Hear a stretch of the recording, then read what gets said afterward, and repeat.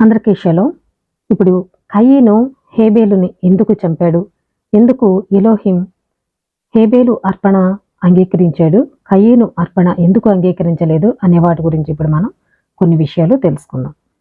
చరిత్రలో మొట్టమొదటి హత్య సృష్టి నుండి 41వ సంవత్సరం 3720 కిస్లేవు నెల 25వ తేదీన జరిగింది. ఆదికాండము 4వ అధ్యాయంలో వివరించబడినట్లు ఆదాం మరియు ఈవుల పెద్ద కుమారుడు కయీన్ తన తమ్ముడు హేబేల్ని చంపడం అనేది జరిగింది. బైబిల్ నెలల ప్రకారం కిస్లేవ్ అనే 9వ నెలలో 25వ తారీఖున కయీను హేబేల్ని చంపడం అనేది జరిగింది. కయీను హేబేల్ని ఎందుకు చంపాడు అనే దాని గురించి కొన్ని వివరణలు ఇప్పుడు మనం చూద్దాం.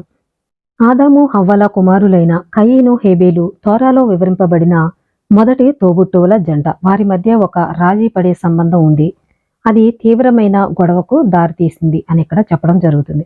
అది కయీను తన తమ్ముణ్ణి హత్య చేయడంతో ముగిసింది. కయీను హేబేల్తో ఇంకా వారికి తోబుట్టువులు కూడా పుట్టడం అనేది జరిగింది. వారి వల్లే వీరిద్దరికీ కూడా గొడవ వచ్చి చంపుకునే పరిస్థితి వచ్చిందని ఇక్కడ వివరించడం జరుగుతుంది. కయీను హేబేలు ఆదాము హవ్వలకు సృష్టి జరిగిన 6వ రోజున జన్మించారు. ఆ రోజున వారు స్వయంగా సృష్టించబడ్డారు అని చెప్పడం జరుగుతుంది. వాస్తవానికి వారు ఆదాము హవ్వలు జ్ఞాన వృక్షంతో పాపం చేయడానికి ముందే జన్మించారని కూడా చెప్పడం జరుగుతుంది. ఆ మొదటి రోజున ఆదాము హవ్వలకు 3 అద్భుతాలు జరిగాయని మిద్రాష్ చెబుతుంది. వారు సృష్టింపబడ్డారు. హవ్వ వెంటనే గర్భం దాల్చింది మరియు ఆమె జన్మనిచ్చింది.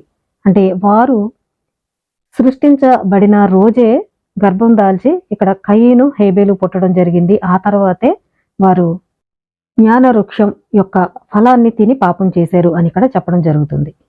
హవ్వ తన మొదటి కుమారునికి కయీను అని పేరు పెట్టింది. నేను ఎలోహింతో ఒక పురుషుణ్ణి సంపాదించుకున్నాను అని చెబుతుంది. ఆ పేరును కిన్యాన్ అనే పదానికి అనుసంధానించింది. అంటే సముపార్జన అని అర్థము. ఎలోహిం ఆమెను మరియు ఆదామును సృష్టించినప్పుడు ఆయన మాత్రమే వారిని సృష్టించాడని ఆమె అర్థము. కానీ ఆ బిడ్డతో ఆమె మరియు ఆమె భర్త ఆయనతో భాగస్వాములు. ఇతరులు ఆమె ప్రకటనను ఈ కుమారుడు ఎలోహించే సంపాదించబడ్డాడు అని అర్థం చేసుకున్నారు. అంటే అతను ఎలోహింకి చెందినవాడు. ఎందుకంటే ఆమె మరణించిన తర్వాత కూడా ఆయన ఎలోహింని సేవిస్తాడు అని ఇక్కడ చెప్పడం జరుగుతుంది.